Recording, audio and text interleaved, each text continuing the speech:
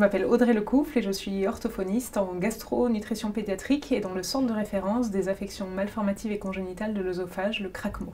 Alors mon métier au sein du CRACMO, en fait je suis amenée à suivre les enfants qui présentent une atrésie de l'œsophage, donc de la naissance jusqu'à leurs 18 ans. Donc en fait, je les vois dès la naissance. On est informé par le pédiatre de la naissance d'un enfant avec une atrésie. Donc je vais me présenter avec ma collègue psychologue. Nous allons rencontrer la famille pour présenter le centre de référence, quelles sont nos missions, expliquer un peu nos fonctions.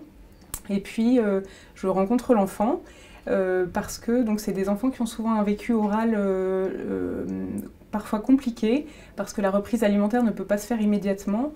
Et donc l'intérêt de l'orthophonie, c'est de pouvoir travailler et proposer des sollicitations orales à ces enfants-là pour maintenir les réflexes oraux présents et efficaces dès la naissance et que l'alimentation orale puisse se faire le mieux possible par la suite.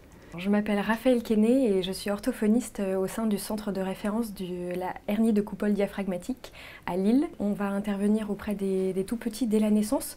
La plupart du temps, il y a un diagnostic anténatal qui est posé, ce qui nous permet d'anticiper l'arrivée des enfants dans le service de réanimation néonatale. Tous les enfants n'ont pas systématiquement besoin de nous. Ça va vraiment dépendre de l'évolution de leur pathologie et de la prise en charge.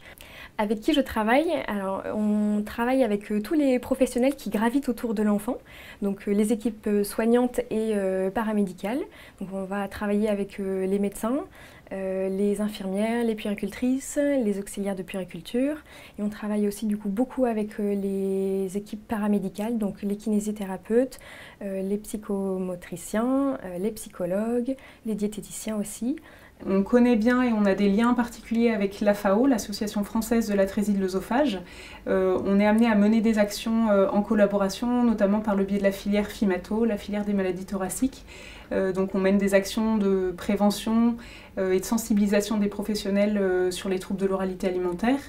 Les parents sont les premiers partenaires de soins de l'enfant, donc c'est important qu'on puisse collaborer ensemble parce que c'est eux qui sont vraiment au cœur des difficultés et qui peuvent nous faire remonter les difficultés ou les choses qu'ils rencontrent au quotidien et qui vont nous, soignants, nous aider à améliorer la prise en soin qu'on propose. Il existe deux associations qui sont en lien avec la hernie de coupole diaphragmatique. On les sollicite régulièrement, notamment lors de la journée nationale du centre de la hernie diaphragmatique qui se déroule du coup tous les ans à Paris. Et également à Lille, on organise une journée avec toutes les familles et leurs enfants.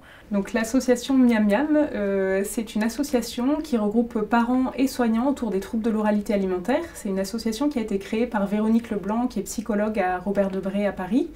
Et donc qui regroupe des professionnels et des parents qui s'intéressent aux troubles de l'oralité alimentaire pour informer et sensibiliser les professionnels et les parents à cette problématique. Alors comment j'imagine l'évolution de la prise en charge auprès des enfants atteints de hernie de coupole diaphragmatique?